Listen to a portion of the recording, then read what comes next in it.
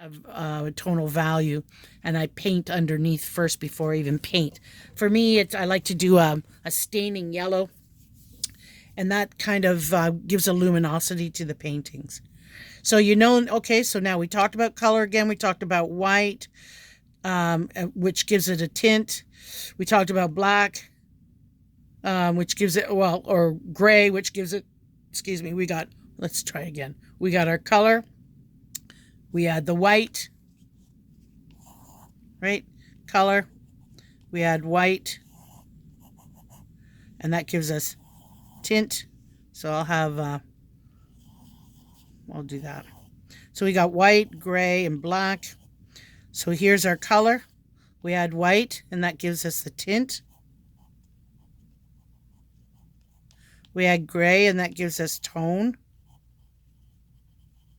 And we add black, and that gives us shade, okay? And this is undertone and mass tone. I think that's how you spell it. And that's no I there. Masstone, okay? So lots of fun you can have with that. And what was the other thing I wanted to do? I think I wanted to talk a little bit about, well, I did talk a little bit about the green in the beginning there, didn't I? So, I don't know, for reasons of simplicity, that we've always been taught when we were young that the three primaries were red, blue, and yellow.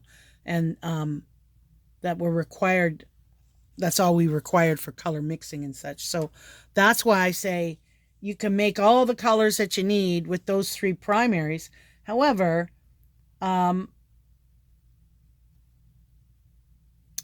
convenience colors, or a lot of colors out there, actually have their own pigments, like I just said with green. So I'm going to get some paper ready for the next little thing here. But anyway, every pigment has its own mass tone and its undertone, so which is different to the next color in line, right? So, your red, your blue, whatever, that's kind of a common sense thing. And even if you take a look, like for instance, the two blues, and you put two blues beside each other, Indithrone, say, and Prussian blue, which is my favorite, and Indithrone, they're both the same pigment, but they'll have a different undertone because for some reason, even though they're the same PB 29, no, that's 29 is Prussian blue, PB 27 is our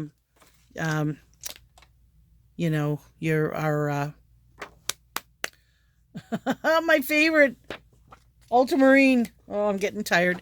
So anyway, I don't want to glaze your eyes over, but the hue and the undertone of each color are really best seen on a hand painted chart.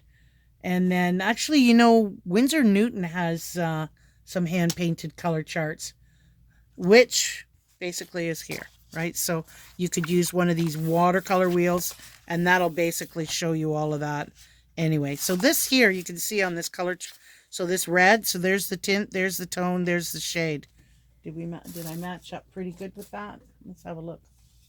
Mind you, this red is is a redder red. Oops, what did I do with it? There it is. It's a different red. This would be a Winsor red, which is your primary. But, yeah, there we go. Not bad. Hey, that's almost identical. That's pretty close. And this one's a little pinky, a little more pinky. This one's more of a coral. Anyway, okay, so that's basically what I wanted to talk about in this particular lesson today. Of course, we talked about single pigments and different names of pigments. Like blue, oh gosh, the color blue has a whole range of hues, right? We've got everything from manganese to cobalt to ultramarine to phthalo blue, red shade, phthalo blue, green shade, It's Windsor blue. Yeah, I think I said green shade. Um, I said Prussian, didn't I? Anyway, manganese, cobalt, peacock blue. That's a fairly new color. That's a really nice one too because that's using the phthalo blue with a green PG7, which is the Viridian. Makes a beautiful, vibrant peacock color. It looks just like that. Okay, so that's basically that. I don't want this to go over too long, but I'm sending you this if you haven't seen it already. So I thought it would be fun. I drew this up real quick and or no, I didn't draw it. I did draw one, but it was a little more complicated than this. But I found one on the internet, and I just downloaded it because it looked more like a color wheel and less convoluted than the other mandalas. Because I thought, oh, if I trace that out, that might overwhelm you too much. Whereas I think that with this here, we could have a lot of fun with it. So what I want you to do with that is if you don't have carbon paper, which comes in sheets, like I ordered some and they came in sheets. I did that for class. But what you could do though too is Michael's has the graphite transfer sheets, and they're the best buck is getting the two big pieces in one. Not go for the larger two piece and then use your coupon, and it ends up being cheaper. But what I want you to do is transfer it onto a piece of watercolor paper, and if you don't have it, then just do it the old-fashioned way and color on the back. Oh, this is an extra piece. Oh, I didn't realize I printed two out. But you can do the old-fashioned way and just scrub on the back with the graphite, and then you go over and you mark your pen, and you'll get a nice light. It's a lot lighter than it is with carbon. But so what I wanted to do is I'll just turn it this way because I'm going to use we'll just keep it like this. I'll do yellow. We'll use yellow here, right? Red here, and blue here. And because my worms are pointing at me, I'll use that. And I'm going to just go to the number 6 on this. But so with the yellow, we're going to come in with the yellow and take it right out of the pan, but knock off the excess. You don't fill it all up until there's pigment all the way up to the shaft. You just go into the front, tap off the rest, come in and just start painting the top part of this. Oh, look at how luscious that is. And then get the excess off, clean that brush, tap off, go into your clean water, tap off slightly, and then just bring this down. So at the same time you're making your color wheel, you're actually doing a little bit of a value. There we go. So you can see how it fades off. So that might be another terminology that helps you to remember that. It fades, right? Or grades away. So here we go. Right, so there's your yellow. Done, lickety split. Then we'll go to the red. Come over here and get the red. Same thing.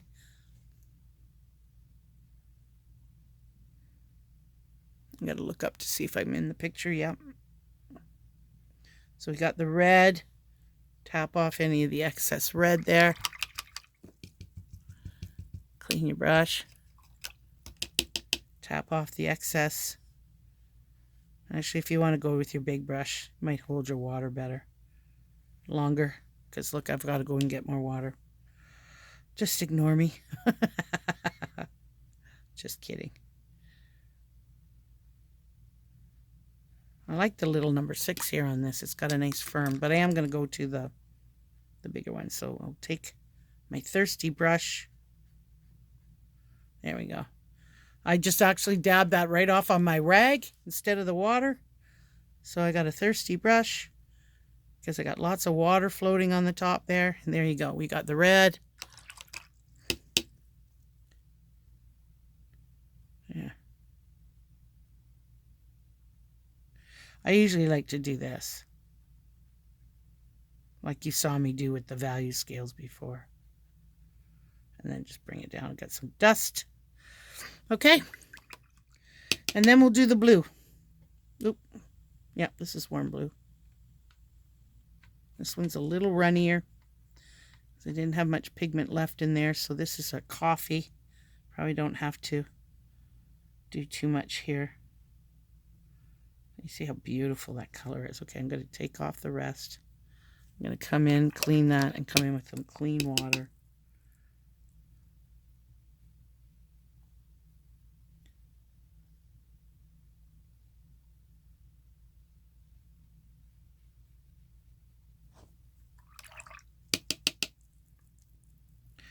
And I'll just bring this back up.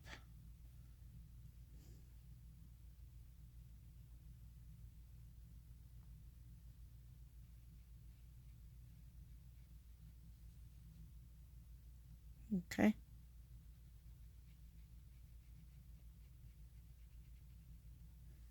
Okay. Now, next one. These ones are going to be your secondary colors. So we're going to take the red, equal parts of the red. So I'll just put my brush in there slightly. Get rid of the excess. Clean off. Tap off. And yellow. And mix those two together. And I got this gorgeous orange. Look at that. So it should be equal parts. Just the tip of your brush.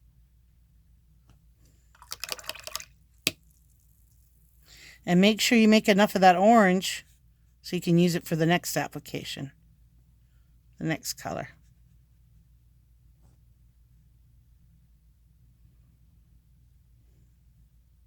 Isn't that pretty? So, and there's your complement too.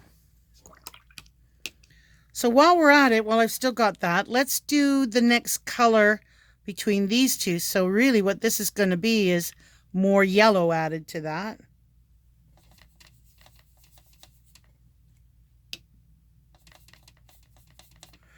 Will be this color. Let's do it right here. I notice I'm not going right up to the line because I don't want that to bleed. But if it bleeds, that's okay too, as long as you got your main color on there.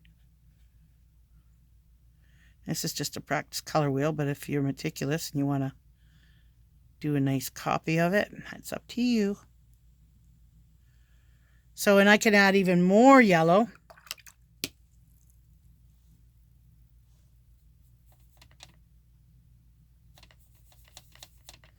And go to this value.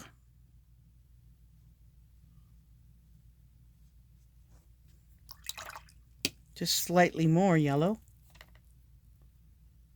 Oop.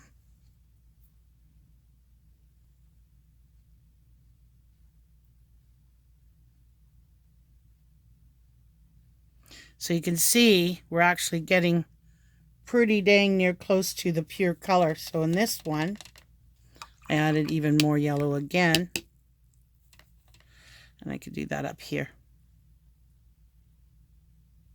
So you can see it's pretty much almost gone back to its original pigment color.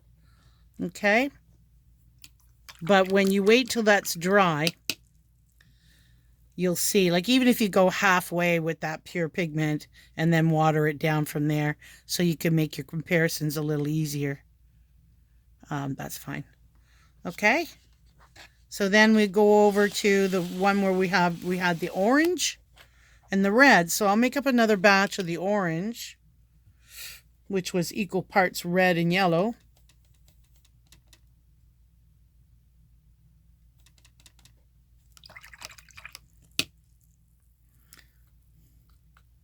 Make sure you got a big thing of water. Okay, so now I've got my orange, and I'm going to be a little bit more of a red on that. Right? Oh, that's almost the same. There we go. There. So it's a little bit more of a red orange. And it's more of a vermilion. So vermilion is a pigment on its own too. And it's actually under a PR101. The same as burnt sienna. The same as red oxide. and yet they're all different colors. So that's what we were talking about, the hue.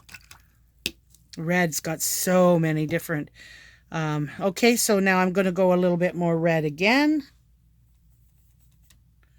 And I'll go up down here.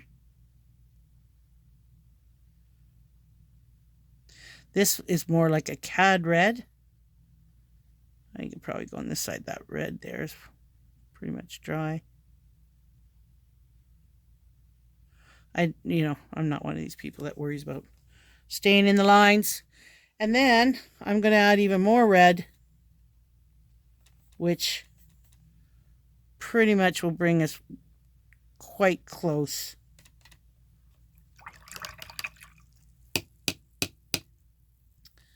to the original red. Okay. Right. So now the next one we have is our blue and red. So I'll get this red ready, which makes, okay, got full pigment of both. Tap off the excess. I'll make it purple. So there's our beautiful purple. Oh, I was going to gradate that, wasn't I? Oh well, it's all good. I can do that now. Come in with a thirsty brush.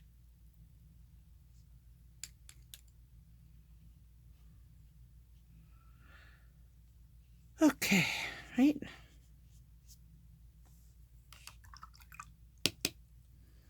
Okay, so then we come in with a little bit more red.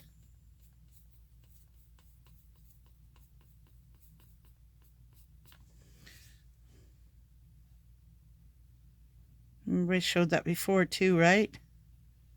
Makes it more like a burgundy.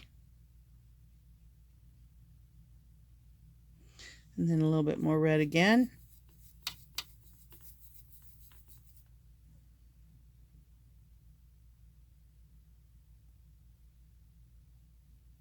Just slight. Very wine colored. It's more claret. That's more of a burgundy.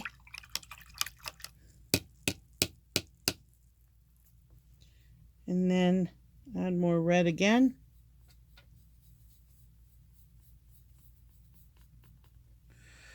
And then we're almost getting back to the pure color again, right? And we probably could even play with this one a little bit more. I find that with these darker tones, you can get a really nice value scale out of those. Okay. So this again, we'll get the purple. Get that purple mixed up. Beautiful purple.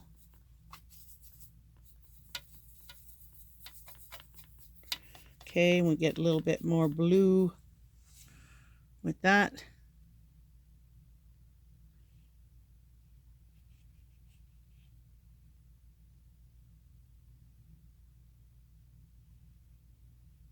Okay, and a little bit more blue again.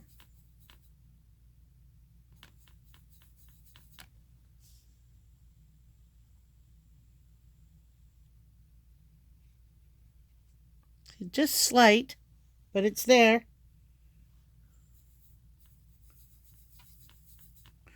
And then we're getting almost back to the pure color again.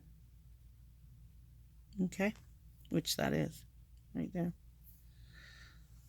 Okay, so I'll do the one more, and whatever you want to do to fill in the rest, it's completely up to you.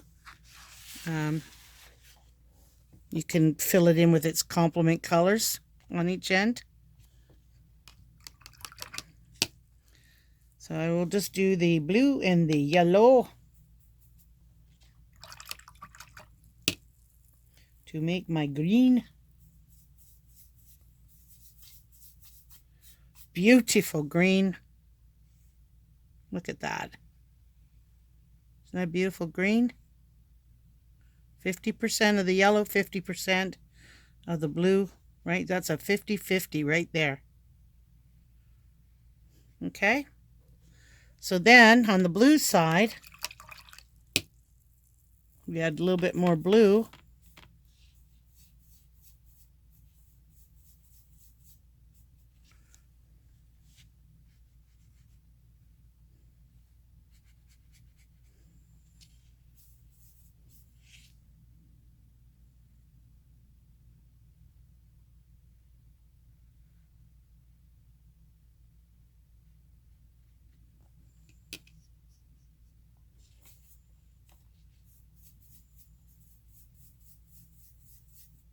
And again. Maybe darker again.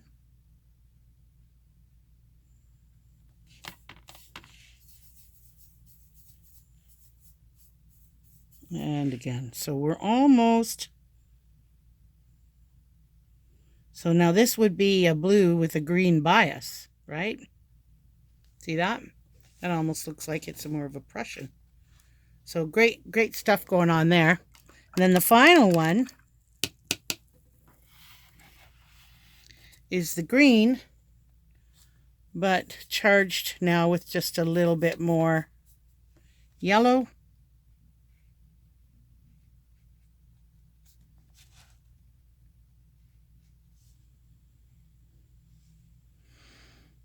If I wanted this to look pretty, I would take my time, but I don't want this to... Normally I really do like to do this sort of thing. It's almost like a stress reliever. Look at this nice yellow leaf green. Look how beautiful that is. Right? And then last, a little bit more yellow again, which is a lighter again. Okay? So I hope you enjoyed that, and I hope you have fun. So I'll send that all to you in an email tonight, and then you've got the week to play with all of that and play with those, your color wheel and just add your colors. You don't have to be rich pigment. Okay, a little goes a long way. That's the beauty of watercolor, right? Okay, so have fun.